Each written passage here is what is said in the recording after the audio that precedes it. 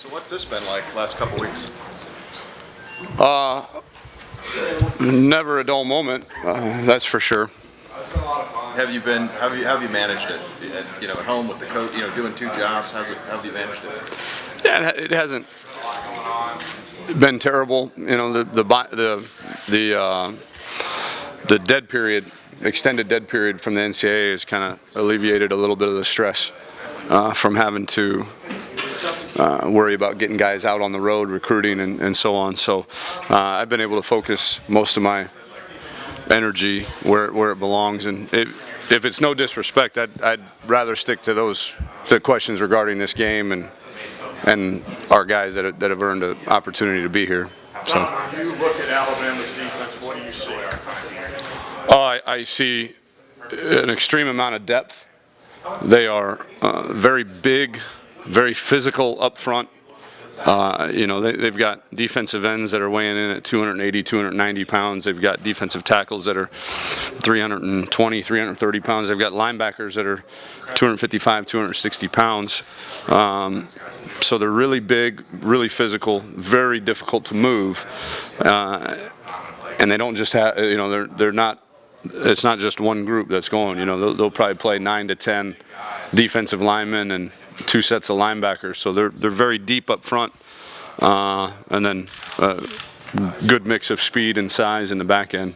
Better than anybody you face? Better is tough to gauge. They're different in terms of just the sheer size of their defensive line. It will be the biggest defensive line that will have played. Now, does that make them better? I don't know. That's for the result probably to decide, because they will have been so different from any other defense that we played. What kind of challenges for Cardell there? Not a ton, in terms of, the challenges come when they bring pressure, and the challenges come from reading coverages. I don't know that the size and depth of their front 6 or 7 is really anything he needs to concern himself with. Kirby Smart sat earlier today, and obviously their game plan. We know coaches talk, but he pretty much volunteered that several Big Ten coaches have been filling them in on you guys. Does that surprise you that your colleagues in the conference would share information, or does that happen all the time? It happens. Yeah, does not surprise me. We're in this thing to give our guys the best advantage we can to win, and whatever's within the rules, we're going to try to give them that advantage. And if somebody that's played us 2 or 3 times has a little nugget here or there that they can share with them, so be it. They still. Last time I checked, we were 24-0 against those Big Ten teams in 3 years. So in the regular season, so doesn't bother me.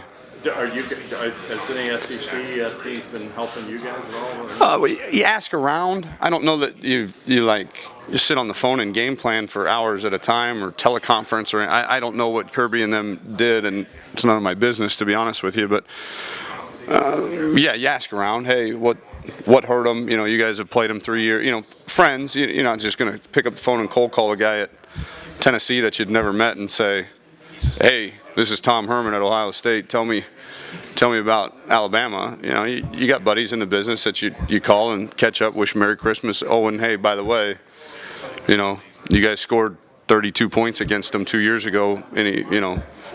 Anything you saw that could help us. So it happens.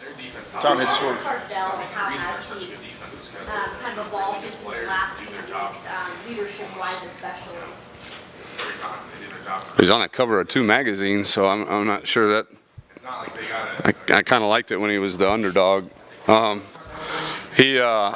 He's doing great, to be honest with you. I think the confidence that he showed in himself, the confidence that we had in him as a staff, and then for him to go out and put forth the performance that he did, really just reinforced that. So I don't know that he is just emerged as this leader. I mean, he's still Cardell, but just the fact that the confidence, I guess, was put to the test, and he answered the test, and so I think the guys kind of now, it might have been a, hey, we've got his back because we're supposed to have his back, but now it's we have his back because we know. It's not a guessing game anymore. Do you worry about overconfidence with him, maybe trying to play outside of what he's capable of in a game like this? Yeah, I worried about that in the Big Ten championship game. Not maybe stemming from overconfidence, but stemming from my team's counting on me to, I'm the new guy, so I got to do more than what is asked of me, and so I get worried about that. Yeah, this week as well, but not due to overconfidence, but more so that he thinks that he's got to go out and win the game by himself, which he doesn't, and he showed that against Wisconsin, but he's just got to reinforce that with him. Tom, the history of the game is good. Obviously, Alabama, Ohio State, Herman and Salem, two guys who've done better than anybody in the last 20 years. You have an appreciation, first college football playoff semifinal game, and these two teams in this. You have an appreciation kind of for what is coming this way on Thursday, in terms of the magnitude of the game and the programs and all that? Yeah, I think on a peripheral level maybe, but again, as coaches, we get so tunnel visioned and locked into this singularity of purpose that you kind of lose sight of maybe all the things that all these cameras are here for and all you guys are here for. But maybe when it's over and you can kind of come up for air and take a deep breath, I think the enormity of it might sink in a little bit more. But I think you kind of know it, but you can't even think about anything other than your tunnel vision. Does the layoff give Cardell an advantage in getting ready for Alabama, or does it give Alabama an advantage in getting ready for Georgia? Yeah, I never knew what that meant in terms of defenses having to prepare for specific quarterbacks. I think defenses prepare for systems and plays and personnel groups and backfield sets and where the tight end lines up and what do they like to run on first down, what do they like to do on third and medium. They don't. Yeah, they say, okay, this is this guy's strengths, this is his weaknesses, maybe, but I don't know that you've formulated an entire game plan around that. So I'm excited for him because he has had an opportunity now to kind of spend some time as the starting quarterback at Ohio State and sink his teeth into preparing to win the game and working out some of the things that he needs to improve on, and got the rust shaken off of him pretty good in the Wisconsin game, and now it's his show, and it doesn't really have much to prove. Coach, almost 4 weeks between Big Ten championships. What do you expect to see in terms of these guys getting all kinds of pressure? Yeah, well, probably the biggest thing that you try to combat so much in bowl games is ball security on offense. We got to take care of the football, whether it be, in terms of fumbles and interceptions. Ill-prepared teams get sloppy a little bit with ball security. On the other side, maybe a little bit with tackling, some conditioning. You haven't really played a full game in a month almost. So, as an offensive coach, the ball security really is the one that kind of worries me a little bit. The timing and all that stuff. I think you simulate all that stuff at full speed in practice, so I don't know that that's ever an issue.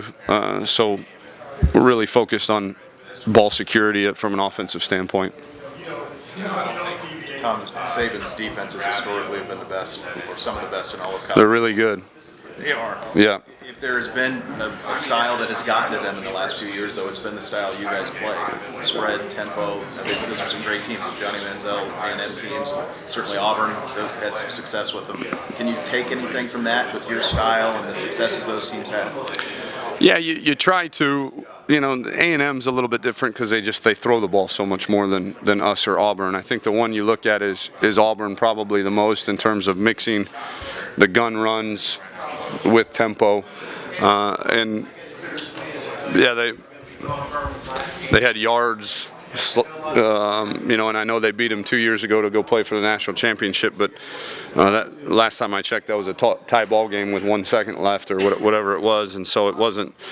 And they lost this year, so you know, yeah, they did some good things offensively, but at the end of the day, it's not like they found some secret formula that just, you know, blew these guys out. I mean, yeah, they had limited success, I guess, which is better than no success. So you try to take from it as much as you can. How about Landon Collins? What you've seen for him? Obviously, consensus all in all, first team. Yeah, that's 26, right? Yeah, he's really good. I mean, he deserves everything he's got. I don't know any superlatives, you know, that haven't been said about him. You know, he's a big physical dude that can run and hit and really smart. You know, he's always around the ball. I mean, he's everything you'd want in a free safety. Really active in the run stop. Very active. Yep. Yeah, which is their. I mean, that's you know, their scheme allows him to do it, and he just happens to be really good at it too. Did you get a chance to visit with Lane Kiffin at all at the Royals Award? Had you met him before? Was this your first time? Can you describe kind of your perception of him, what you think about him? Yeah, I had never met him. Spent a little bit of time, not a ton. You know, they kind of whisk you in, and you're doing this, doing that, and then you go to this lunch, and then you fly home. And so we chatted a little bit at the lunch, actually. You know, while we were up there, and they're saying whatever they were saying that we were probably supposed to be paying attention to, but yeah, I'd never met him before, but seemed like a down-to-earth, genuine guy, and yeah, couldn't say anything bad about him. Could you think a running quarterback against this kind of defense is an advantage? When LSU had that, they were able to lead the football with some kind of effectiveness against them in the past years. Do you think having that extra guy that they have to account for makes it a little different for them? I mean, that, yes, and without being a smart aleck, that is you know, the kind of thought process every week is that, and it's not just for Alabama, it's for every defense to have to account for the quarterback in the run game and allow us to equate numbers or at least get numbers close to equal as we can in the run game. And so that's kind of our philosophy from a general standpoint. So will it help us in this game? We think so, but it just probably no more than we think it would help us in any other game. You talked about your record against Big Ten teams since Urban Meyer arrived. Have you noticed a difference between the way Ohio State recruits and the way the rest of the Big Ten recruits? Because the prevailing thought is that Ohio State looks like an SEC, whatever that means. Yeah, I don't know what that means. Yeah, I don't. Again, when you start putting your nose to the grindstone and you've got this tunnel vision, even when it comes to recruiting, you really don't have time to worry about how other people are recruiting or what they're doing or the kids they're bringing in. You just go about your business and recruit your tail off and try to bring the best players in the country. You know, we think we're a program that merits the ability to go find the best players in the entire country, whether they be in Ohio or Florida or Texas or Georgia or California or you name it. We'll go find them with an emphasis on our footprint. Obviously, you know, if there's a tie, so to speak, then we're obviously always going to take a kid from Ohio or a kid from Big Ten country, but we're going to go try to sign the best 25 guys that fit our need every year.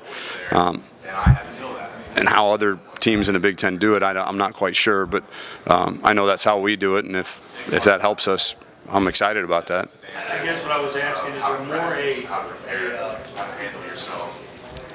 do you take more speed into account? Because the Big Ten is perceived, whether it's right or wrong, as a plodding conference. Yeah, I don't know, because I don't perceive it that way. I know the guys. To me, we're like every other conference. You roll Michigan State and Wisconsin and Nebraska out there. You're telling me Amir Abdullah and the Coleman kid at Indiana and Melvin Gordon that they're plotters? I would argue that they're not. I would say those guys could probably play tailback anywhere in the country. So I think we're just like any other conference. We've got some really good teams at the top. We've got some teams that are just okay in the middle, and then we got some teams that are working towards getting better, to be politically correct. And so I think that's the same without naming names. I don't know that there's a conference that's not the case, where you've got a few really good teams at the top, you got most of the conference in the middle, and then you got a few guys, trying to get better. So I don't think we're shoot, I've played Michigan State 3 years in a row. Those guys don't seem very plodding to me, and last I checked, the Jim Thorpe Award winner was from their school last year. It was a first rounder at corner, and we had a first rounder at corner last year. So I don't fall into that mode of thinking. And I will say this: they won 7 straight national championships, so they're doing something right in that league. They're elite. They probably have maybe 1 or 2 more elite teams than the Big Ten does, but you take our 2 or 3 elites versus their 2 or 3 elites, and I'm good. Let's go.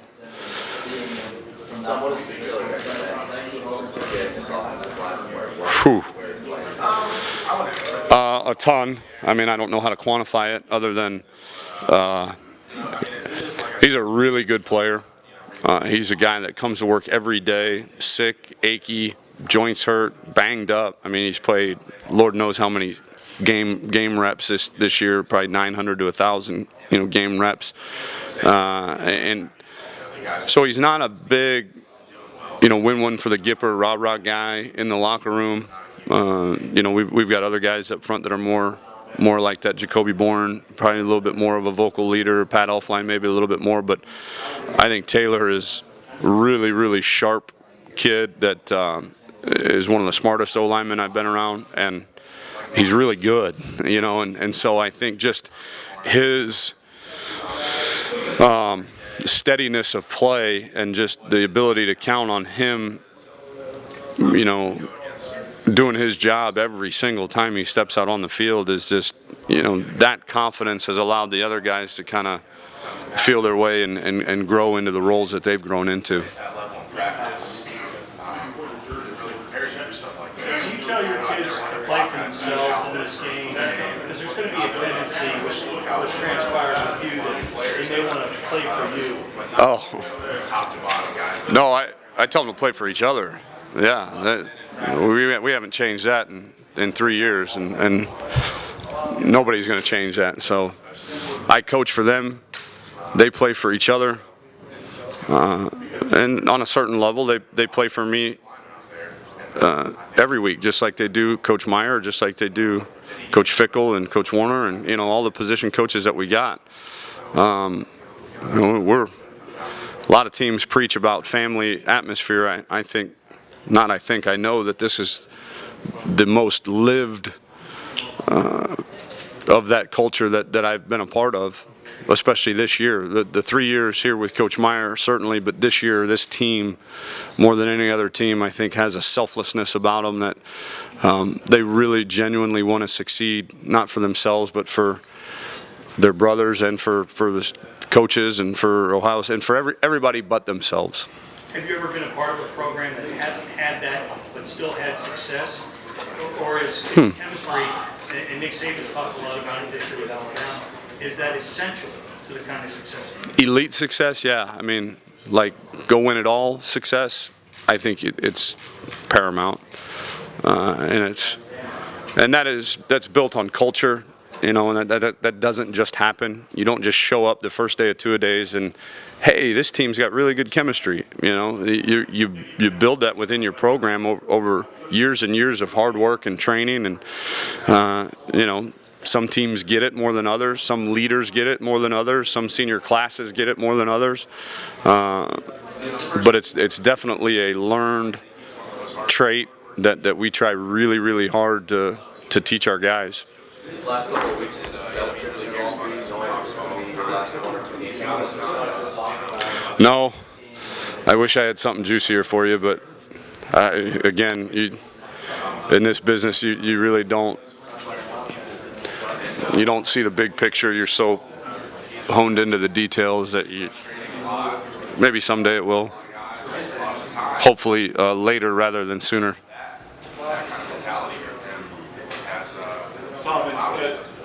Hey. Talking to us, very smart this morning. He mentioned flung a bunch of praise in terms of the way he's running the offense. One of the things he said was he thinks run offense that's very difficult to protect tendencies, that you can do things that you just don't see coming. In terms of take me through that process of trying to make sure you don't have tendencies the way you build a game plan to keep it even. Yeah, and they're the best, and they're the best defense in America at breaking down and finding your tendencies and then game planning to exploit those. And I read a book a long time ago as a young coach by Brian Billick called Developing an Offensive Game Plan. It was one of the best books I've ever read. I was probably 23, 24 years old, and tendencies aren't necessarily bad if you're good at them on offense. You know, hey, you get in this formation on the goal line and you run this play 82% of the time. Well, guess what? You're scoring, 95% of the time. Great. They got to stop it. You're doing something right. So let me preface it by saying sometimes tendencies are a good thing if you're really good at them. And then what we try to do is, a lot of shotgun spread teams have tendencies with, where the back is aligned. They run, this play or these two plays maybe, very high percentage of time. Or if the back is here, it's always going to be an inside play or a pass. If the back is here, it's an outside play or a screen. Or, a lot of defenses break down shotgun teams on where the back aligns, and we try to align our back in one spot no matter what we're doing, and we work really, really hard at the footwork of that and timing of that and run, pass, inside runs, outside runs, powers, counter, all the different things we do, we try to do from the same backfield alignment.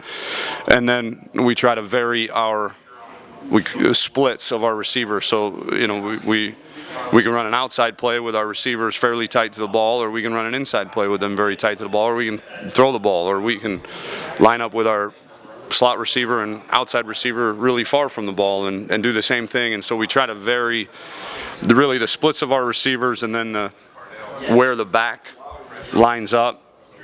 So we vary the splits of our receivers, and then try to be as consistent and as constant is probably the better word, constant with our backs alignment as we can, and hopefully that makes it a little harder to determine some of our tendencies.